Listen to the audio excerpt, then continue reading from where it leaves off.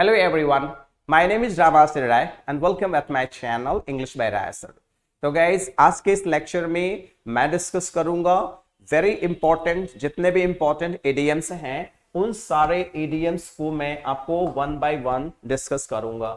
So guys आप जानते हैं कि जो इडियम्स की हमारी प्रॉब्लम्स होती हैं, जो हमारी इडियम्स की समस्याएं होती हैं, वो नॉर्मली इस कदर होती हैं कि हम चाह करके भी उन इडियम्स को कर नहीं पाते हैं, उनको हम टच नहीं कर पाते हैं और उनको हम स्किप करके आगे बढ़ जाते हैं, right.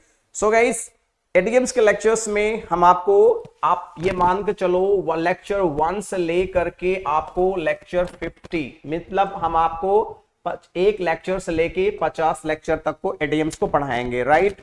So in each lecture हमारे सारे लेक्चर में शुरुआत में आपको सारे लेक्चर्स में 30 इडियम्स मिलेंगे और आगे चल करके इनको मैंने 25 कर दिया है जिससे कि लेक्चर हमारा बहुत बड़ा ना होने पाए। तो गाइस एक एक लेक्चर को कीप ऑन वॉचिंग। तो आज का जो हमारा पहला इडियम है वो है इडियम क्या है, ऑल एगॉग। ऑल एगॉग का मतलब क्या होता है, what is the meaning of all agog. चलिए आगे बढ़ते हैं और समझते हैं। तो ऑल एगॉग का मतलब क्या होता है, ईगर होता है, इम्पेशेंट होता है, अधीर होता है, राइट, ब्रीदलेस भी होता है, एगॉग ओपन माउथेड होता है। ये बहुत सारे इसके मीनिंग होते हैं, लेकिन जो ऑल एगॉग का रियल मीनिंग होता है वो होता है इन ए स्टेट ऑफ एक्साइटमेंट। जैसे कभी कभी कोई इंसान बहुत ही एक्साइटेड तरीके से काम करता है, इसी चीज को कहा जाता है ऑल एगॉग, ठीक है। आप देख सकते हैं एगॉग इन ए स्टेट ऑफ एक्साइटमेंट। तो देख लीजिए एगॉग का मतलब होता है हाईली एक्साइटेड, है ना, इंटेंसली क्यूरियस, बहुत ज्यादा किसी चीज के लिए हाईली एक्साइटेड। हाईली एक्साइटेड का मतलब we were all agog at the news, हम सारे लोग हाईली एक्साइटेड थे। We were excited to listen, क्या चीज, all agog at the news that the celebrated movie star was giving up his career in order to enter a monastery। एक बहुत ही famous superstar क्या कर रहे थे, अपने फिल्म इंडस्ट्री के करियर को खत्म करके मोनेस्ट्री में मतलब मठ में जा रहे थे। तो लोग बहुत ज्यादा एक्साइटेड थे सुनने के लिए और देखने के लिए। देख सकते हैं आप इस इमेज को भी, in a state of excitement this lady is running, है ना, in a state of excitement. अगला इमेज भी आप देख सकते हैं, दिस जेंटलमैन इज क्लाइंबिंग, है ना, mountain in a state of excitement.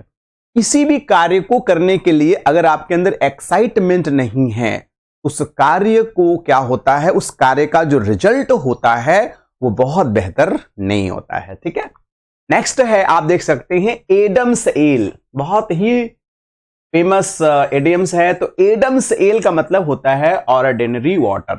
आप जानते हैं एडम और ईव जब धरती पर थे तो उस समय कोई बहुत बड़ी चीज, कोई भी बहुत ही विशेष वस्तु थी नहीं, कोई अलग तरह का पेय पदार्थ था नहीं, तो केवल और केवल क्या था, एडम्स एल था, ऑर्डिनरी वाटर। तो एडम्स एल का मतलब होता है ऑर्डिनरी वाटर। ह्यूमरस वाटर भी आप इसे कह सकते हैं, बहुत जगहों पर इससे बेचा भी जाता है एडम्स एल के नाम से। एडम्स एल का डेफिनेशन और भी हम समझेंगे। लिखा है Adam's ale is an old fashioned term for plain water. ये बहुत ही ओल्ड फैशन्ड टर्म है for the plain water. We have no beer no wine, you all have to make do with Adam's water. हमारे पास beer नहीं है, wine नहीं है, तो सिंपली हमें साधारण पानी ही पीना पड़ेगा। आप देख सकते हैं एडम्स एल का मतलब क्या होता है, the only drink that Adam and Eve had available that was water। Adam और ईव के लिए क्या प्रेजेंट था उस समय पर, केवल और केवल साधारण पानी ही अवेलेबल था। आप देख सकते हैं एक बेहतरीन एग्जांपल, प्लेन वाटर और सिंपल वाटर का एक बेहतरीन एग्जांपल भी आपके सामने है, ऑर्डिनरी वाटर। नेक्स्ट है now to one's cup of tea. One's cup of tea का मतलब आप समझ सकते हैं कि भाई कोई भी चीज आपके चॉइस का ना होना, तो इसे ही आप क्या कह सकते हैं कि वंस कप ऑफ टी, ठीक है। तो वंस कप ऑफ टी का मतलब क्या होता है, not what I like or prefer, या नॉट व्हाट यू लाइक और प्रेफर, कोई ऐसी चीज जिसे आप पसंद करते हो। फॉर एन एग्जाम्पल देखते हैं कि not your cup of tea का मतलब क्या हो जाएगा, नॉट व्हाट यू लाइक, वह चीजें जो आपको पसंद है। थैंक यू फॉर इनविटेशन, है ना, इनवाइटिंग मी, आपने मुझे निमंत्रण दिया, इसके लिए धन्यवाद। But opera is not really my cup of T, लेकिन ओपेरा एक प्रकार का डांस होता है, लेकिन ओपेरा जो है मेरे पसंद का नहीं होता, या ओपेरा का डांस मुझे पसंद नहीं है। ठीक है, अब इन फ्लटर का मतलब क्या होता है, what is the meaning and idioms of in Flutter. तो फ्लटर का मतलब क्या होता है, आप जानते हैं, फड़फड़ाना होता है।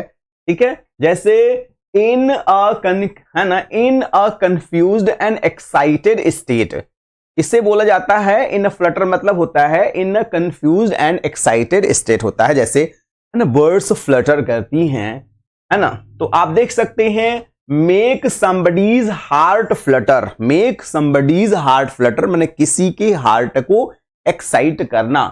आप फॉर एन एग्जाम्पल आप देख भी सकते हैं कि this is the Flutter, right, let's explain.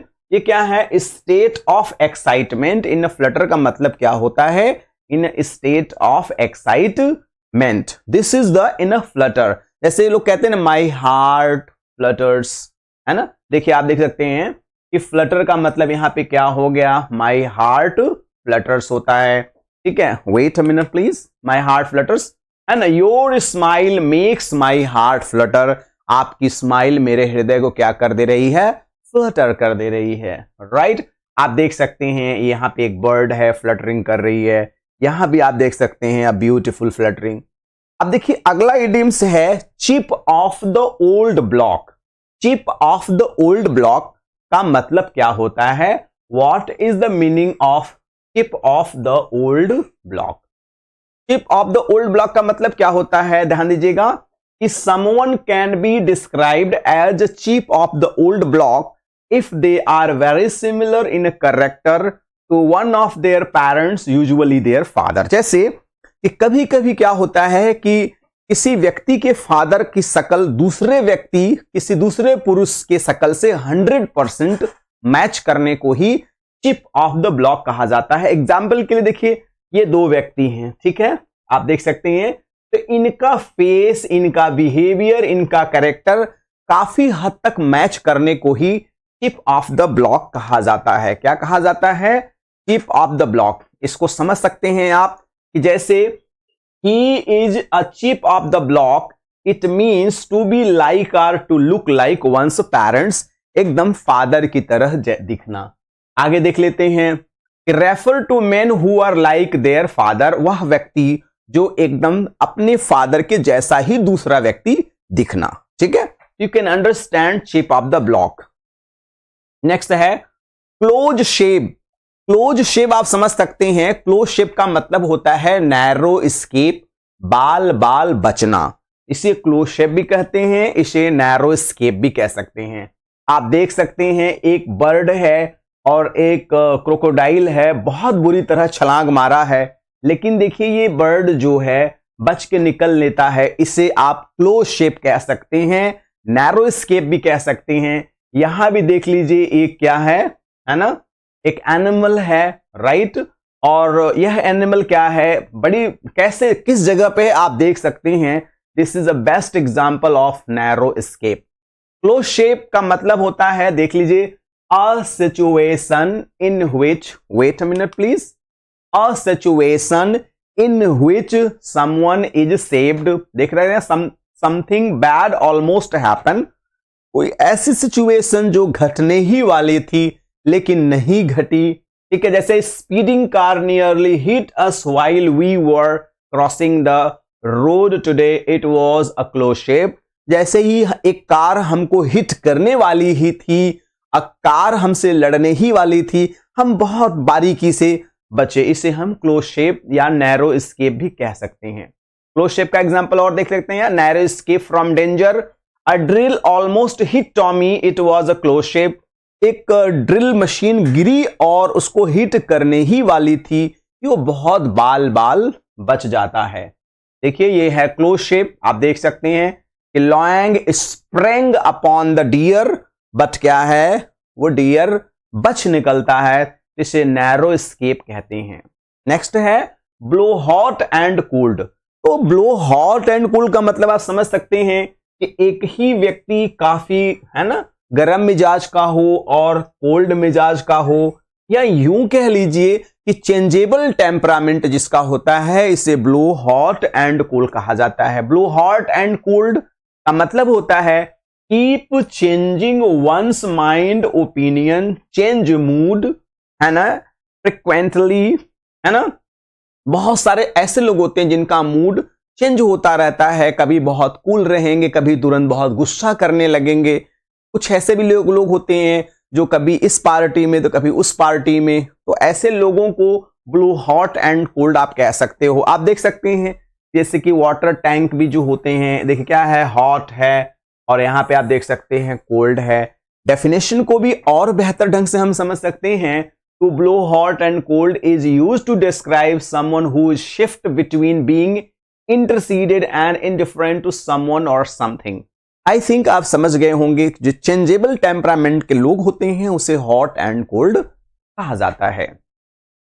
अब देखिए bull in a china shop. आप जानते हैं कि चाइना के जो प्रोडक्ट्स होते हैं, जो आइटम्स होते हैं, उसे आप क्या करते हैं कि वो आइटम बहुत ड्यूरेबल नहीं होता है, वो आइटम बहुत वीक होता है, बहुत कमजोर होता है, और अगर आप उसको रख दीजिए तो टूट जाता है, वो खराब हो जाता है, ऐसा होता है ना। तो देख सकते हैं कि when the boy knocked his juice glass off the table, his mom said that, है ना, he was like a bull in a china shop.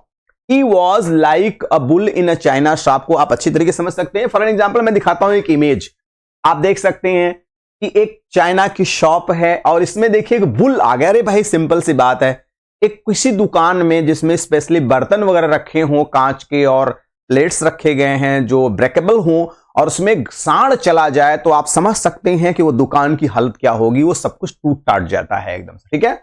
तो देख सकते हैं bull in a china shop meaning हो जाएगा टू बी एक्सट्रीमली क्लमसी। क्या लिखा है, to be extremely clumsy when. अब देखिए एक एग्जांपल भी है, जैसे whenever Ray is in the kitchen, जब भी राय साहब किचन में जाते हैं, राइट, तो क्या होता है, whenever Rai is in the kitchen, he breaks something, so his mother says that he is like a bull in China shop.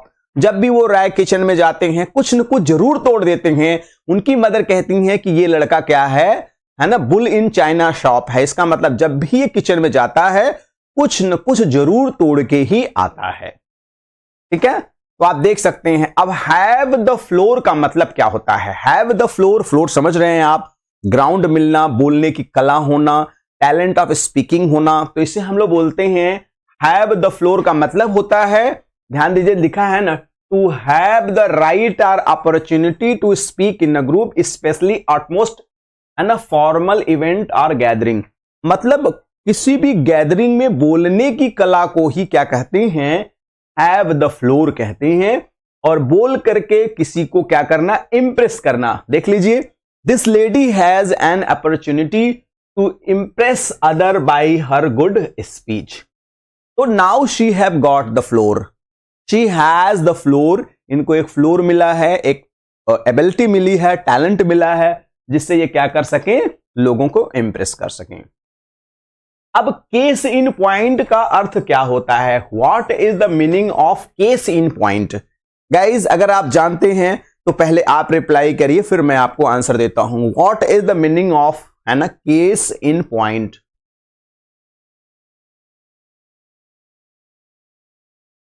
Come on everybody. तो केस इन पॉइंट का मतलब क्या होता है, an illustrative case connected to the subject of discussion. मैंने कोई point जो discussion से संबंधित हो और वो डिस्कशन बेहद महत्वपूर्ण हो।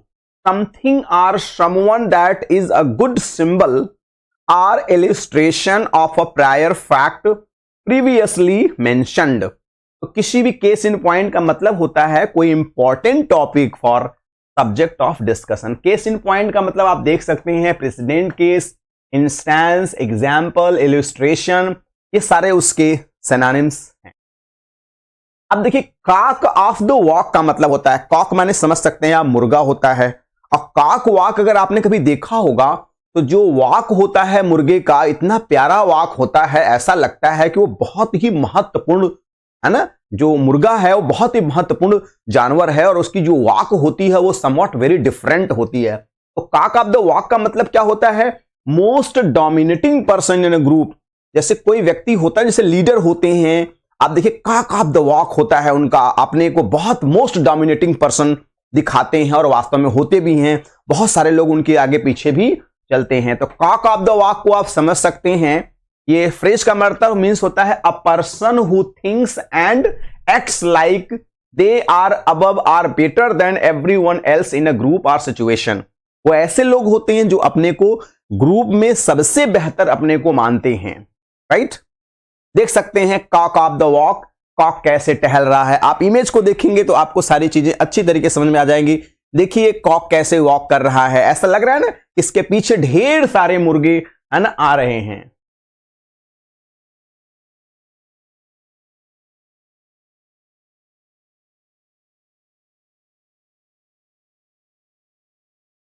M right guys. तो कॉक ऑफ द वॉक का मतलब वेरी इंपॉर्टेंट पर्सन।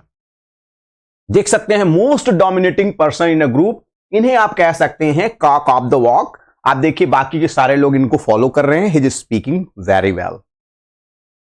नाउ अब देखिए a cuckoo in the nest. Cuckoo in the nest मतलब कुक्कू एक ऐसा बर्ड है जो दूसरे साधारण बर्ड के घोंसले में जाकर के क्या करता है, अंडा देता है, उसे डिस्टर्ब कर सकता है। तो देखिए a cuckoo in the nest in is an unwelcome intruder in a place और situation. Cuckoo in the nest का मतलब होता है कि उस व्यक्ति का अंदर आना जिसका आना अनुचित माना जाता है, इंट्रूडर कहा जाता है। जैसे बाहरी हमारे देश में कोई आतंकवादी आता है तो उनका आना क्या होता है, अ कुक्कू इन द नेस्ट होता है, मतलब वो हमारे लिए बहुत नुकसानदायक होते हैं।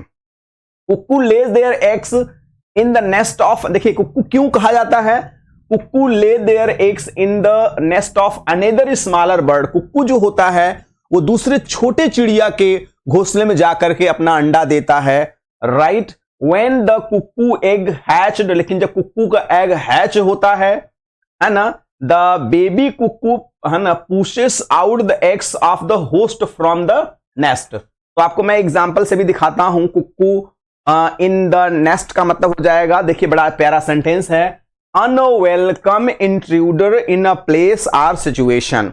किसी भी स्थिति, किसी भी प्लेस पर दूसरे व्यक्ति के आने की स्थिति को ही कुक्कू इन द नेस्ट कहते हैं। जैसे एग्जांपल है, और Peter his new father was a cuckoo in the nest. Peter है ना के लिए उसके घर में, जैसे भाई उसके पिता की मौत हो गई या पिता थे ही, राइट, बाहर चले गए और उसकी माताजी ने किसी दूसरे से शादी कर लिया, तो उसका नया फादर आना ही कुक्कू इन द नेस्ट का एक बेस्ट एग्जाम्पल है। आप देख सकते हैं कुक्कू इन द नेस्ट में, देख सकते हैं ये छोटा सा बर्ड है और ये कुक्कू है, देख रहे हैं आप, मैं दिखाता हूं फिर से। तो ये क्या करता है, बर्ड दोबारा से देख सकते हैं, ये बड़ा बर्ड है, ये छोटा बर्ड है, और ये इसके घोंसले में जबरदस्ती आकर के रहता है, क्योंकि इमेज से आपके कॉन्सेप्ट बहुत ज्यादा क्लियर होते हैं।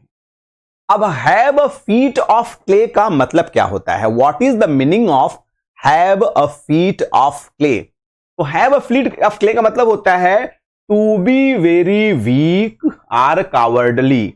Have a feet of clay का मतलब होता है बहुत वीक या कावर्ड होना। देखिए आगे सिचुएशन को देखिएगा, to have a feet of clay is to have some basic weaknesses or fault. This idiom is often applied to someone who is admired or is of high repute, but who is discovered to be weak of character or flawed in the some way. समझ गए आप।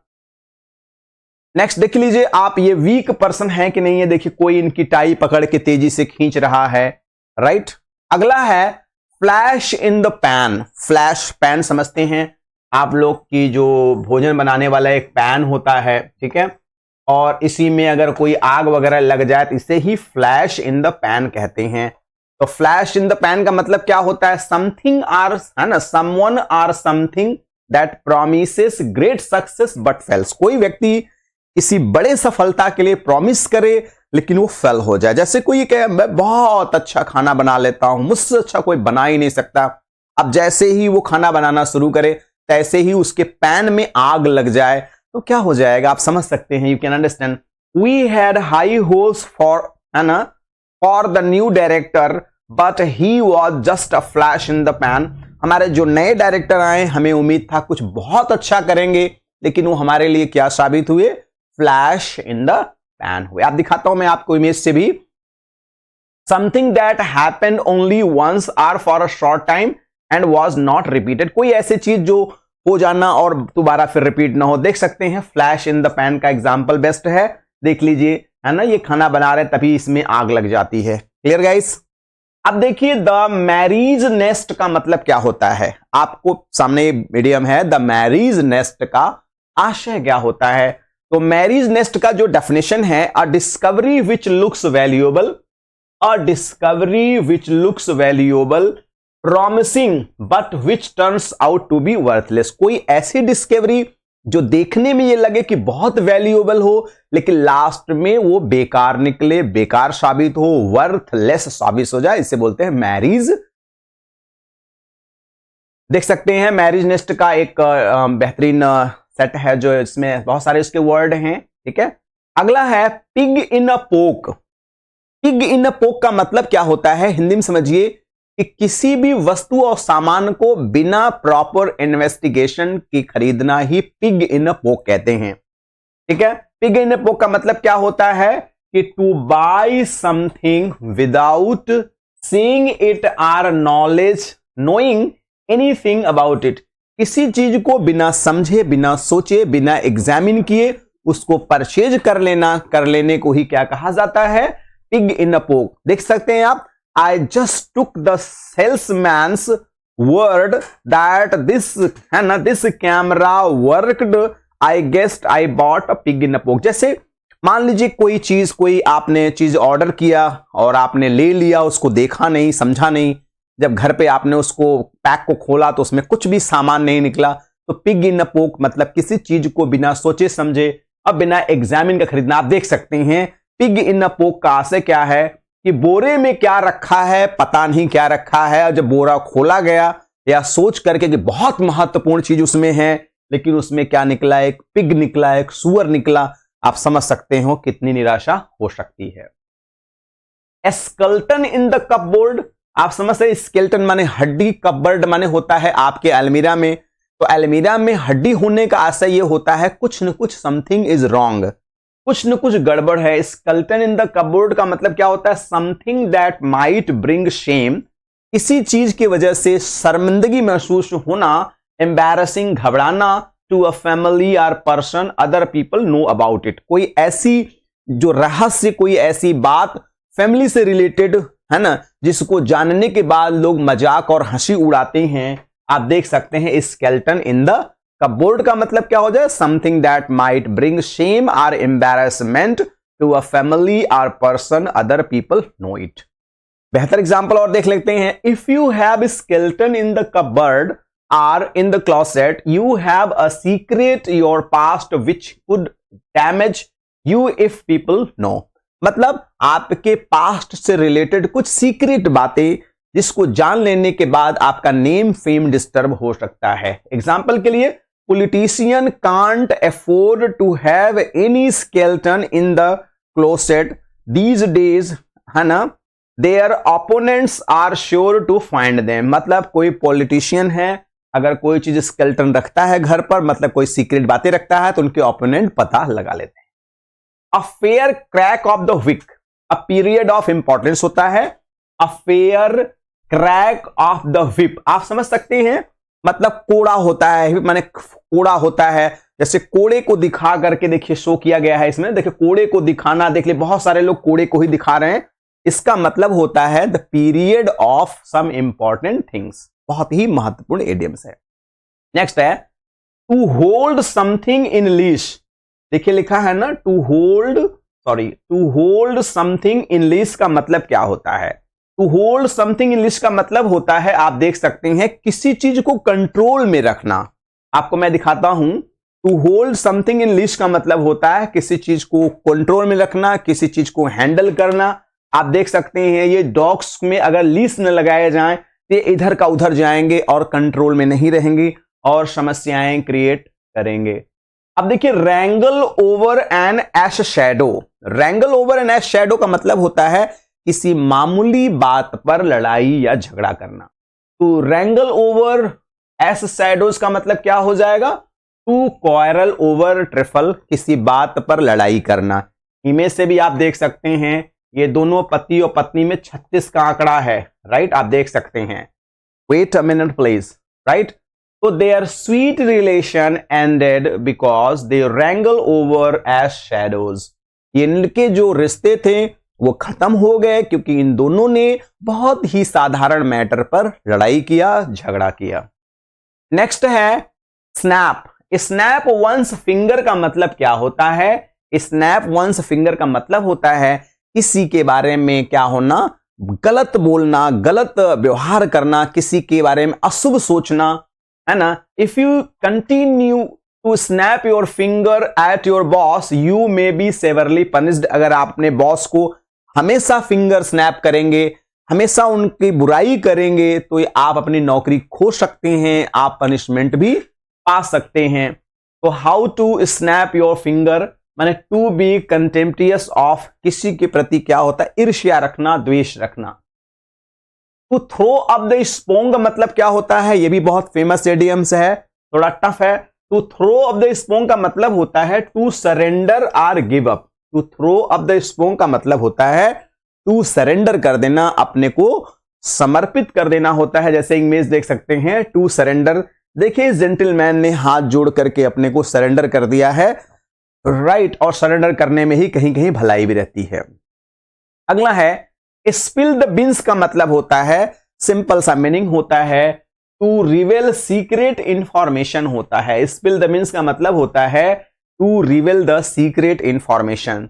देखिए spill the beans का definition क्या है? To tell the people secret information. My husband was afraid to spill the bean about the cost of his purchases. मेरे husband जो कुछ भी सामान ले आते हैं वो डरते हैं कॉस्ट को बताने में कि मेरी पत्नी प्राण खा जाएगी अगर उसे कॉस्ट पता चलेगा। इसलिए मैक्सिमम पति लोग क्या कहते हैं, 5000 सामान खरीदते हैं तो 3000 बताते हैं, 2000 बताते हैं, जिससे पत्नियां नाराज न होने पाए। ठीक है, तो देख सकते हैं to tell some secret of information होता है। स्पिल द बिन का मतलब होता है, देखिए बच्ची कोई मदर को अपने सीक्रेट इंफॉर्मेशन बता रही है। ठीक है, स्पिल द बिन्स का एक और मीनिंग है ना, कि to tell or divulge secret information. I hope 100% clear हो रहा होगा आपको। To give or get the bird meaning का मतलब होता है to send away. To give or get the bird का मतलब होता है टू सेंड अवे। अगला है लेडीज मैन। लेडीज मैन का मतलब होता है लवर ऑफ वुमेन्स कंपनी। जैसे कुछ पुरुषों को ना विमेन के साथ रहना बेहद अच्छा लगता है, चारों तरफ महिलाएं हों और वो बीच में हों, उनको बहुत अच्छा लगता है। बहुत सारे लोग होते हैं लेडीज मैन जिनके लड़कियों औरतों के बीच में रहना उन्हें बहुत अच्छा लगता है। ठीक है, आप देख सकते हैं ये जेंटलमैन कितने अच्छे इंसान हैं, है ना। देखिए इनके अगल बगल कम से कम 4-5 लड़कियां हैं और कितना ये प्रसन्न है, और इनके साथ जो हैं लड़कियां वो भी बहुत प्रसन्न है। इन्हें लेडीज मैन आप कह सकते हैं। To draw a bead upon का मतलब होता है to take aim at. To draw a bead upon का मतलब क्या होता है? टू टेक एम एट या to aim a gun at something, किसी चीज को टारगेट बनाने को कहा जाते हैं। देख सकते हैं this girl has aim at something, take aim at what you want in life. एक एम होना चाहिए आपका in life. Draw bread upon का बहुत सारा जो सिनोनिम्स है आप इसको भी नोट करते चलें। नेक्स्ट है foam at the mouth. Foam at का माउथ मतलब होता है मुंह में झाग हो जाना। कुछ लोग बहुत ज्यादा गुस्सा करते हैं, गुस्सा करने के वजह से मुंह पे उनके देखिए क्या हो जाते हैं, सफेद सफेद झाग सा हो जाता है। इसे हम लोग बोलते हैं टू बी एक्सट्रीमली एंग्री, बहुत ज्यादा नाराज होना, भयंकर तरीके से नाराज होना ना। She was almost foaming eight the mouth when she heard about the cost of the car repairs. जैसे ही कार वाले ने कार को बनाया और उसने कॉस्ट इतना ज्यादा बता दिया कि मैडम इतना गुस्सा आ गई, उनके मुंह में क्या आ गया, सफेद पड़ गया, फोम आ गया। आप देख सकते हैं इमेज में, ये इतना गुस्सा गए हैं कि देख रहे हैं पूरा मुंह में सफेदी सफेदी दिख रहा है, फोम एट द माउथ। आप इस सज्जन को देख लीजिए, बहुत ज्यादा गुस्से में है, बहुत ज्यादा नाराज में है। नेक्स्ट है to rip up old sores. Sores समझते हैं ना आप, घाव। घाव को उधेड़ना मतलब क्या होता है, गड़े मुर्दे को उखाड़ना। इसका मतलब to rip up old sores का मतलब क्या होता है, गड़े मुर्दे उखाड़ना। To rip up old sores का मतलब होता है गड़े मुर्दे उखाड़ना, राइट। आप देख सकते हैं जैसे कि कोई मुर्दा डेड है ना, दफना दिया गया, फिर उसको उखाड़ना। तो रिप अप द क्या होता है, तोड़ होता है, मतलब गड़े मुर्दे उखाड़ना। बैकर्स डजन बहुत फेमस कहावत है, इडियम्स है। बैकर्स डजन का मतलब क्या होता है, आप देख सकते हैं बैकर्स डजन मीन्स होता है 13 instead of 12, perhaps in medieval period any baker was supplied less than the specified weight of bread loaf form severe punishment। ध्यान दीजिएगा, पहले के जमाने में क्या होता था, जो ब्रेड वाले होते थे अगर वो एक कम हो जाया करता था तो ज्यादा पनिशमेंट उनको मिलता था। तो क्या करते थे वो लोग, एक ज्यादा कर देते थे कि भाई पनिशमेंट ना मिले, तो 12 की जगह पे वो 13 आइटम दिया करते थे।